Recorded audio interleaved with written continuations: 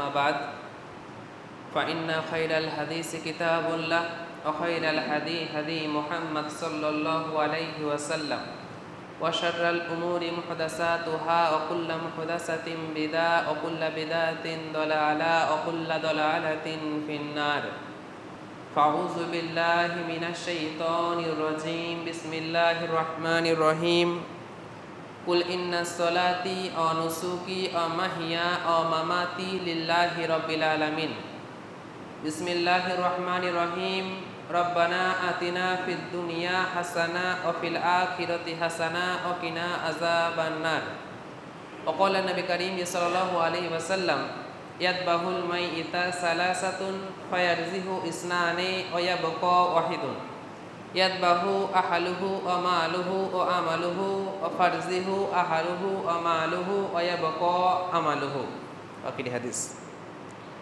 সমবেত সম্মানিত শ্রদ্ধেয় হৃদয়ের অন্তরের ভালোবাসার আজকের এই জুমা মসজিদের আল্লাহর বান্দা এবং আল্লাহর বান্দি, নবীর উম্মত এবং নবীর উম্মতি, সর্বাগ্রে প্রশংসা সেই আল্লাহ সুবহানাহু ওয়া তাআলার নিমিত্তে, যিনি আজকে আমাদেরকে এই পবিত্র দিনে পবিত্র স্থানে একত্রিত করেছেন, কোরআন সহিহ সুন্নাহ থেকে কিছু বলবার কিছু শুনবার তৌফিক দান করেছেন। সেই রবের প্রশংসা করে বলি আলহামদুলিল্লাহ। অতঃপর লাখো কোটি দরুদ ও সালাম বৃষ্টির ধারায় ঝুমঝুম করে বর্ষিত হোক মানবতার মুক্তির দূত জনাবে মুহাম্মদ সাল্লাল্লাহু আলাইহি ওয়াসাল্লামের উপরে। সকলে বলি আল্লাহুম্মা সাল্লি আলাইহিম আল্লাহুম্মা বারিক আলাইহিম আল্লাহুম্মা আমিন। এবং এই সংক্ষিপ্ত জুমার খুতবার প্রথমে আল্লাহ সুবহানাহু ওয়া তাআলার কাছে দোয়া করি, ও প্রভু দয়াময়, এই সংক্ষিপ্ত সময়ে এমন কিছু কথা তুমি আমি গুনাহগার আমার মুখ থেকে বার করে নাও, যেন সেই কথার উপরে আমল করে আমরা প্রত্যেকে আমাদের রূহটাকে জান্নাতমুখী করতে পারি। সকলে বলি আল্লাহুম্মা আমিন। সম্মানিত উপস্থিতি, একদিন আল্লাহ রসুল মুহাম্মদ সাল্লাল্লাহু আলাইহি ওয়াসাল্লাম একটা কবরের পাশে বসে রয়েছেন। তিনি কাঁদছেন। তিনি এত কান্না কাঁদছেন যে তানার চোখের পানিতে কবরের মাটি সিক্ত হয়ে গেল, ভিজে গেল। সে মতো পর্যায়ে আল্লাহ রসুল সাল্লাল্লাহু আলাইহি ওয়াসাল্লাম সাহাবাদেরকে উদ্দেশ্য করে একটি কথা বললেন, ইয়া ইখওয়ানি লিমিসলি হাযা ফাইদু, হে আমার ভাইয়েরা, তোমরা তোমাদের এই শেষ পরিণতি কবরের জন্য প্রস্তুতি গ্রহণ করো। একই কথা আমি আপনাকে বলতে চাইছি, ইয়া ইখওয়ানি, হে আমার ভাইয়েরা, লিমিসলি হাযা ফাইদু, তোমার পরিণতি শেষ পরিণতি কবরের জন্য প্রস্তুতি গ্রহণ করো। যে কবর হবে অন্ধকার, যে কবরে চাঁদের আলো যাবে না, যে কবরে সূর্যের আলো যাবে না, যে কবরে ইলেকট্রনিকের কোনো আলো যাবে না, যে কবরে জোনাকির টিম টিম করা আলো যাবে না। ইয়া ইখওয়ানি, হে আমার ভাইরা, লিমিসলি হাযা ফাইদু, তোমার শেষ পরিণতি কবরের জন্য প্রস্তুতি গ্রহণ করো। যে কবরে আমার আপনার আত্মীয় স্বজন যাবে না, যে কবরে আমার আপনার ক্ষমতা যাবে না, যে কবরে আমার আপনার চাচার জোড় যাবে না, মামার জোড় যাবে না, কাকার জোড় যাবে না, যে কবরের ফারিস্তারা কখনো ঘুষ খায় না, যে কবরে আমার আপনার ক্ষমতা কাজে আসবে না, যে কবরে আমার আপনার আধিপত্য কাজে আসবে না, ওই কবরের জন্য প্রস্তুতি গ্রহণ করো।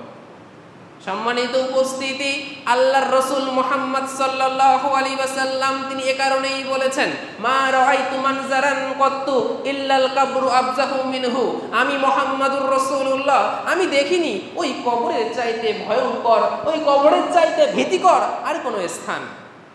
সম্মানিত সুধী, আমরা সেই নবীর উম্মত, আমরা সেই নবীর উম্মত।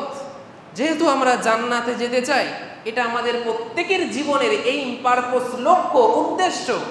কিন্তু সেই নবীর কথা অনুযায়ী যদি না চলি, সেই নবীর দেখানো রাস্তায় যদি না চলি, সেই নবীর বলে যাওয়া কথা যদি না মানি, তবেই তো আমরা ক্ষতিগ্রস্ত।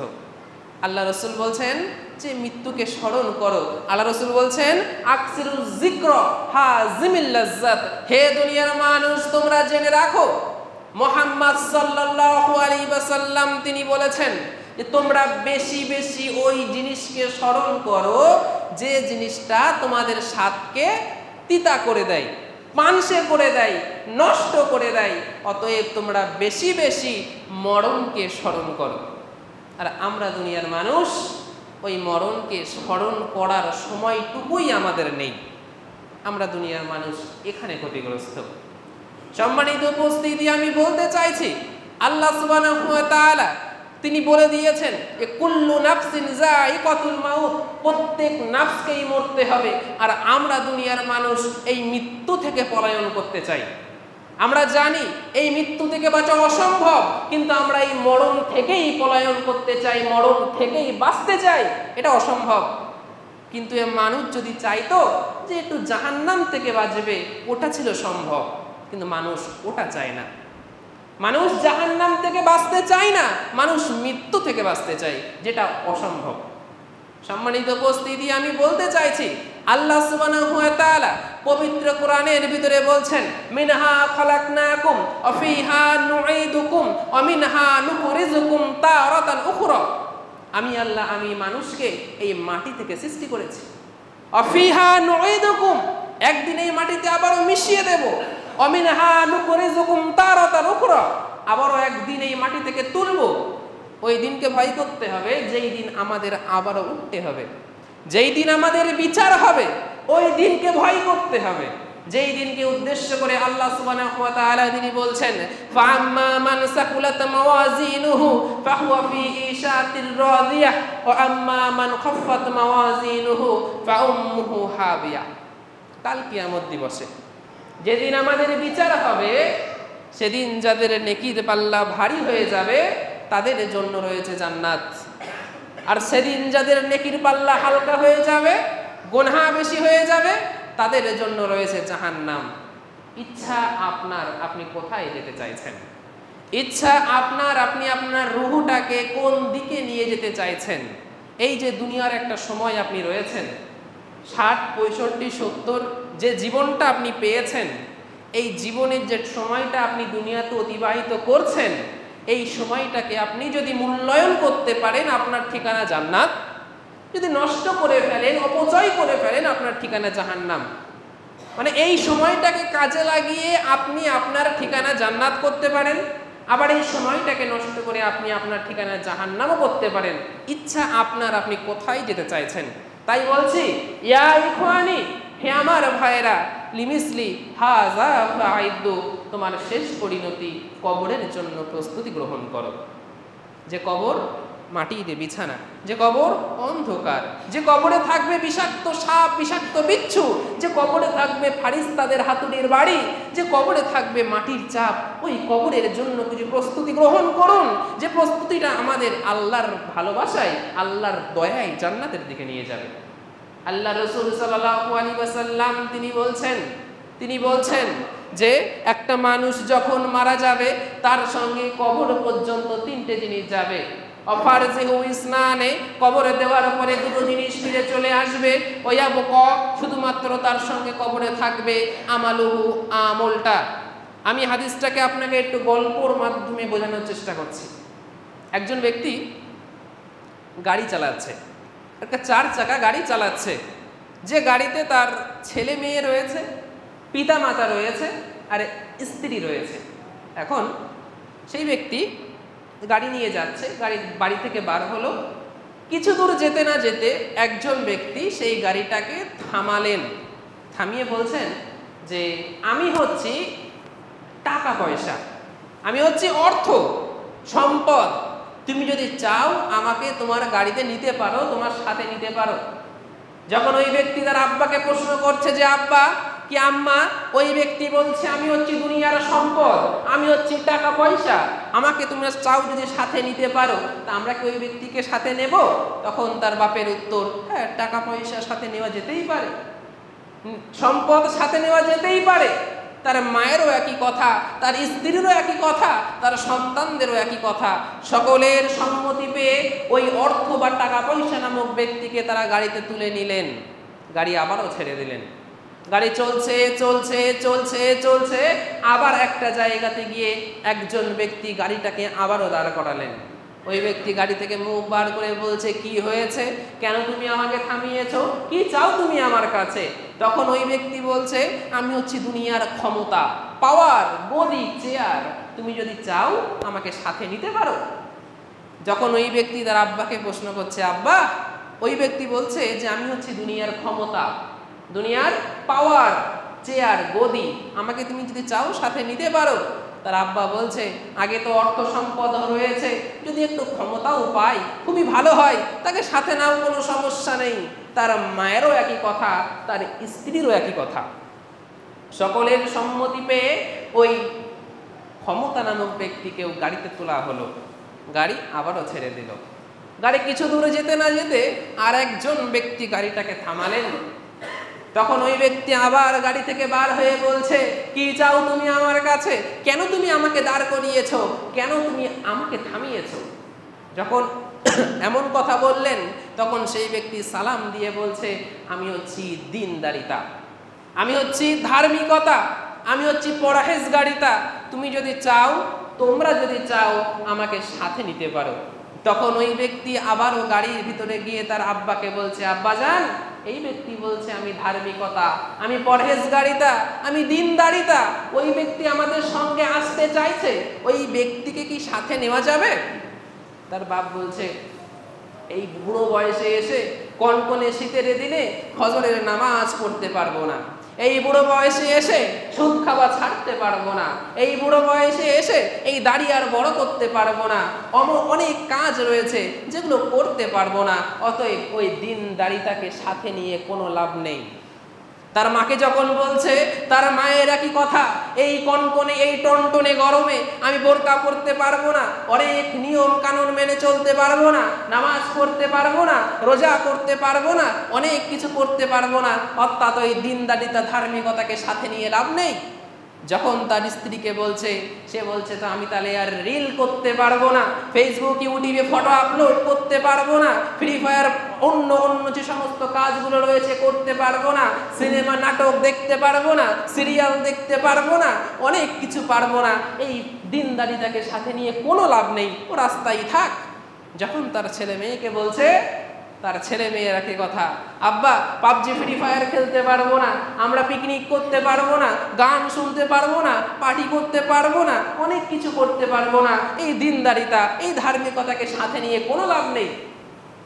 সকলের অনুমতি পেয়ে ওই ধার্মিকতা দিনদারিতাকে রাস্তায় ফেলে তারা গাড়ি আবারও ছেড়ে দিল।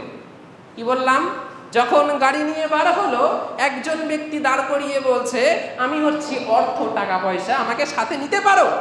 প্রত্যেকে তাকে সাথে নিল। অতঃপর আরেকজন ব্যক্তি বলল, আমি হচ্ছি ক্ষমতা, আমি হচ্ছি আধিপত্য, পাওয়ার, তাকেও সাথে নেওয়া হলো।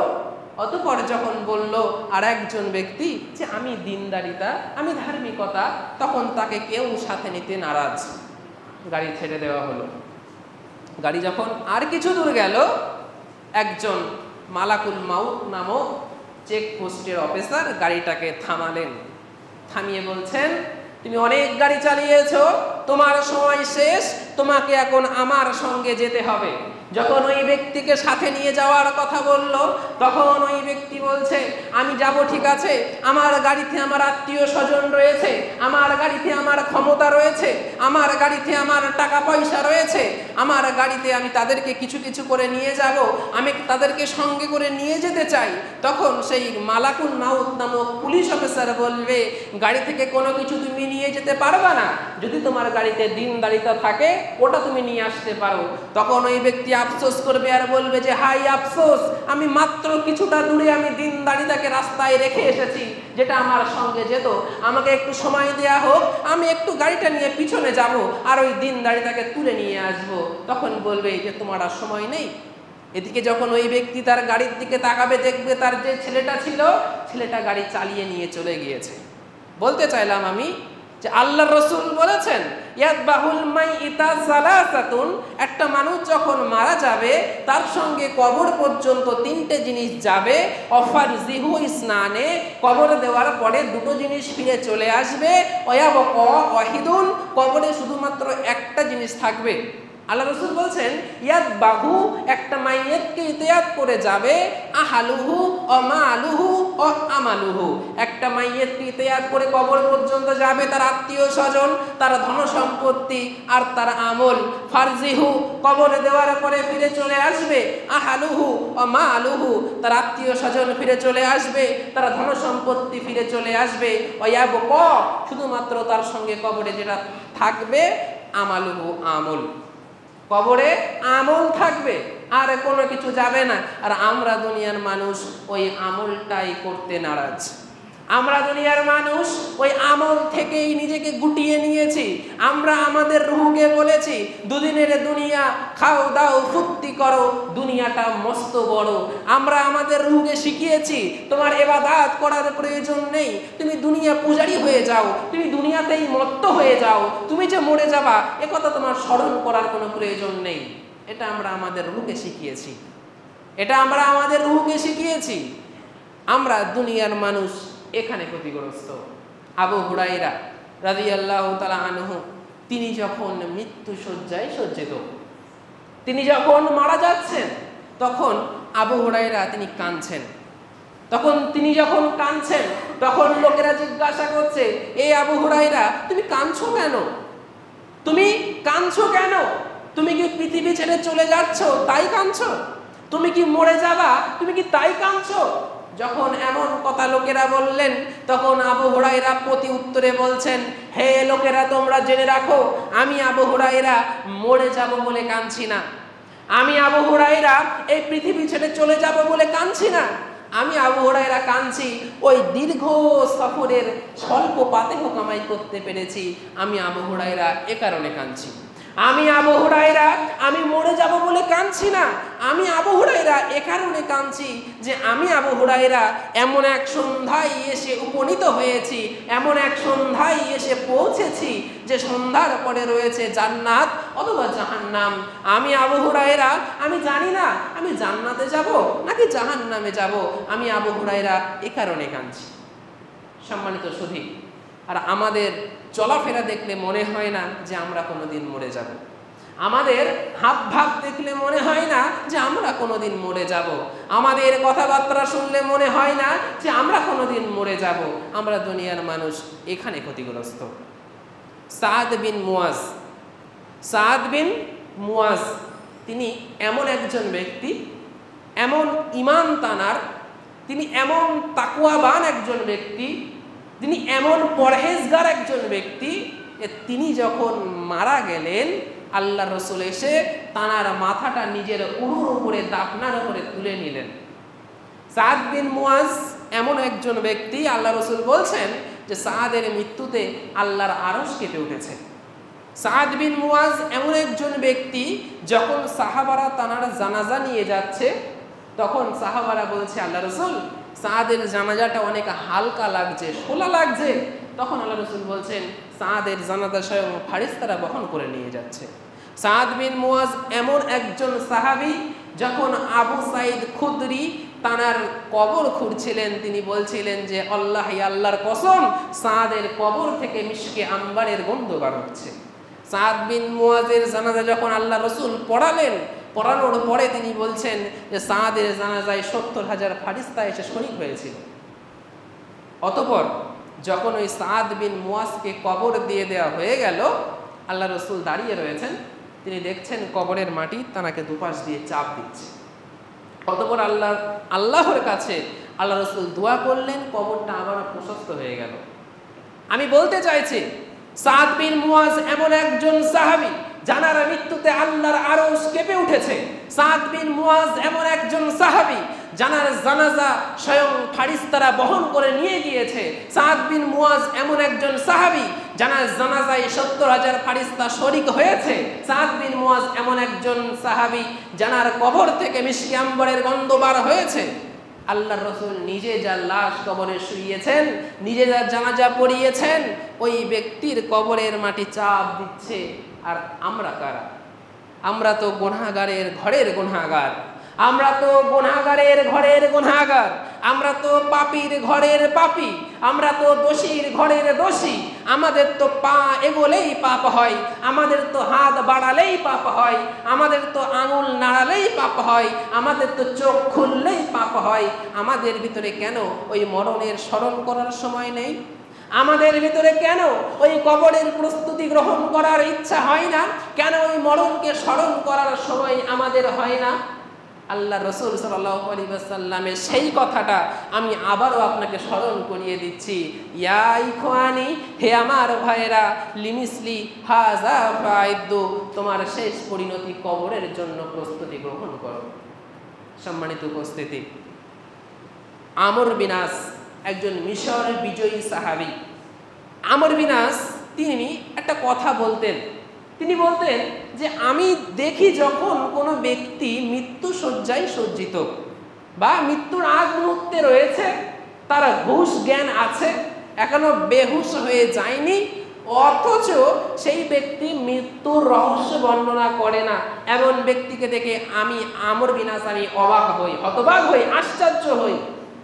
যখন এমন কথা তিনি বলতেন, এখন তিনি যখন মৃত্যু শয্যায় সজ্জিত, আমর বিন আস যখন মারা যাচ্ছেন, তখন আব্দুল্লাহ ইবনে আব্বাস তাকে স্মরণ করিয়ে দিচ্ছেন, হে আমর বিন আস, তুমি না আশ্চর্য হতে, তুমি না অবাক হতে ওই সমস্ত ব্যক্তিকে দেখে যে ব্যক্তি মৃত্যুর আগ মুহূর্তে হুঁশ ঠিক আছে, বেহুশ হয়ে যাচ্ছে না, কিন্তু মৃত্যুর কষ্ট, মৃত্যুর রহস্য বর্ণনা করছে না, এমন ব্যক্তিকে দেখে তুমি না আশ্চর্য হতে?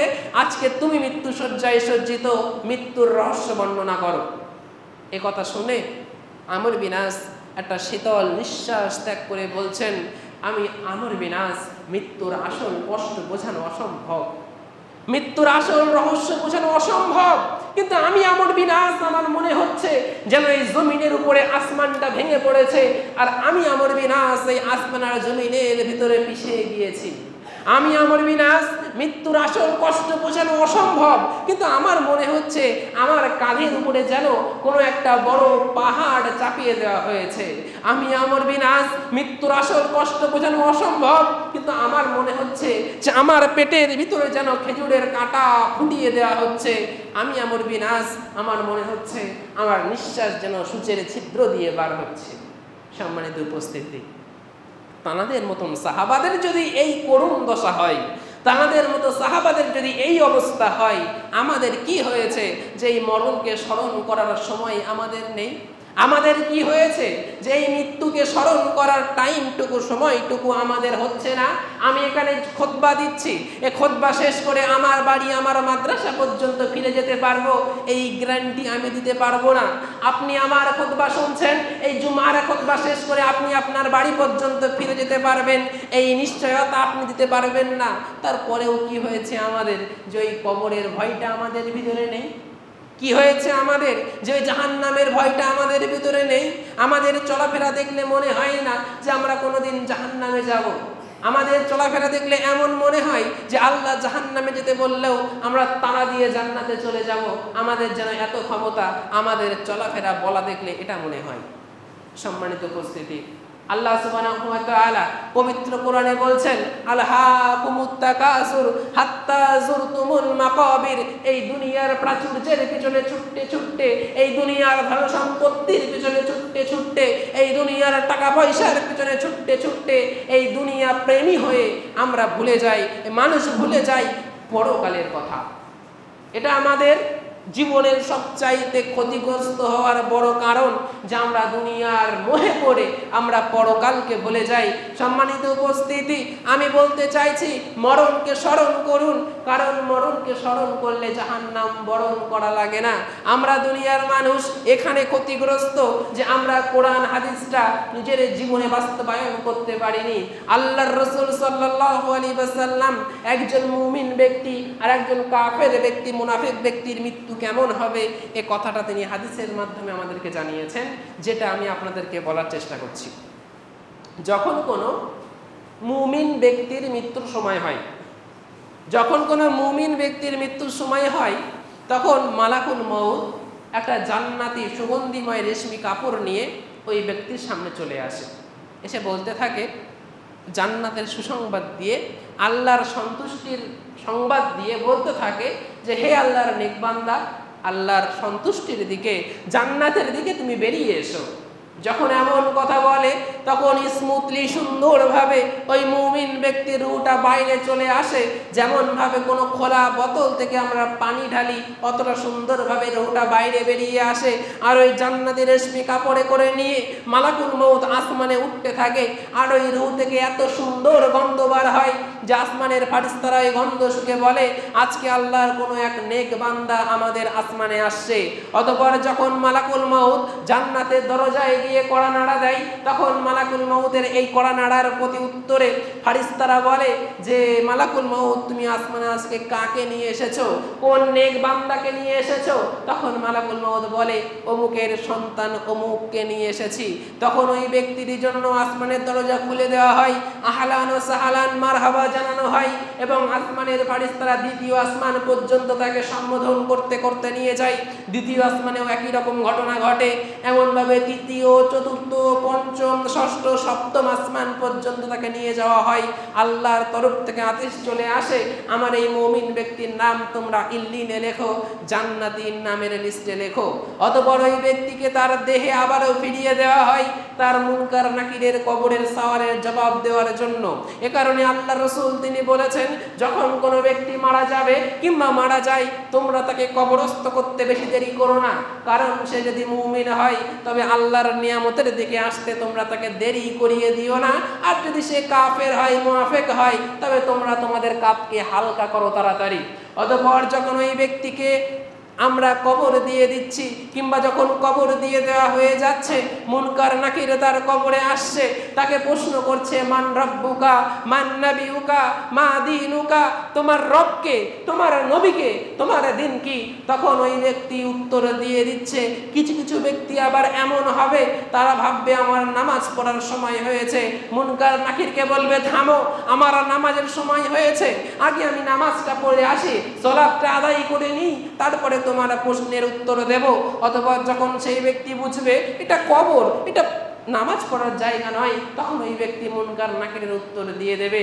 যখন উত্তর দিয়ে দিল তখন তাকে একটা বার দেখানো হবে জাহান্নাম, আর বলা হবে ওই দেখো জাহান্নাম কত ভয়াবহ, ওই দেখো জাহান্নাম কত খারাপ জায়গা, কত আগুন ওখানে, কত আযাব ওখানে, ওখান থেকে আল্লাহ তোমাকে বাঁচিয়েছেন।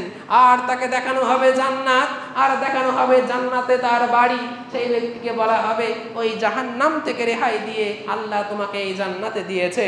অতঃপর ওই ব্যক্তিকে আল্লাহর আদেশে তার গায়ে জান্নাতের পোশাক পরিয়ে দেওয়া হবে, তার কবরে জান্নাতের বিছানা বিছিয়ে দেওয়া হবে। আর ওই ব্যক্তির কবরে একজন সুন্দর দেখতে ব্যক্তি আসবে, সুন্দর পরিহিতা কাপড় একজন ব্যক্তি এসে বলবে যে আমি তোমার নেক আমল, তোমার জান্নাতের সুসংবাদ দিতে এসেছি। অতঃপর ওই ব্যক্তি তখন আল্লাহর কাছে বলবে আল্লাহ তুমি তাড়াতাড়ি কিয়ামত সংগঠিত করো, আমি আমার আত্মীয় স্বজনের কাছে যাব আর বলবো যে আমি জান্নাতি হয়েছি, আমি জিতে গিয়েছি। আমি আমার সন্তানের কাছে যাব আর বলবো যে আমি জিতে গিয়েছি, আমি জান্নাতি হয়েছি, আমি জাহান্নাম থেকে বেঁচে গিয়েছি। আমি আমার পিতামাতার কাছে যাব আর বলবো যে আব্বা মা আমি জান্নাতি হয়েছি, আমি জাহান্নাম থেকে বেঁচে গিয়েছি। এই আনন্দের সংবাদটা আমি আমার আত্মীয় স্বজনকে দেব। আল্লাহ তুমি তাড়াতাড়ি কিয়ামত করো। তখন ফারিস্তারা বলবে তুমি নববিবাহিত স্বামীর মতো ঘুমাতে থাকো।